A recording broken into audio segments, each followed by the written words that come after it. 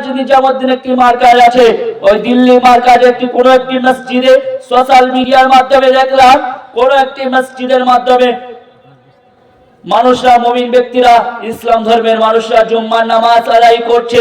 জুম্মার নামাজ আদায় করতে করতে এক শ্রেণীর কাফের বেদিন প্রশাসনরা, তারা হিংসুটি, তারা ইসলাম ধর্মকে দেখতে পারে না। ওই মুসলমান নামাজিরা, আল্লাহওয়ালা ব্যক্তিরা, মুমিন ব্যক্তিরা নামাজ পড়ছে, নামাজ পড়তে পড়তে মসজিদে জায়গা নেই, রাস্তাতে নামাজ পড়ছে।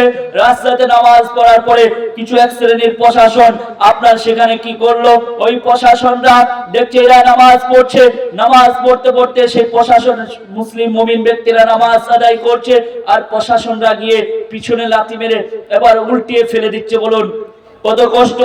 আজকে আপনারা এই মুসলমান বাংলাদেশি ভাইদেরকে আমি বলবো, এই মারামারি না করে, এই ভেদাভেদ না করে, সারা বিশ্ববাসীর, সারা মুসলিম উম্মাহর জন্য আমাদের একটা অস্ত্র আছে, সেটা হচ্ছে দোয়া। এই দোয়ার মাধ্যমে আমাদের ভাগ্য পরিবর্তন হতে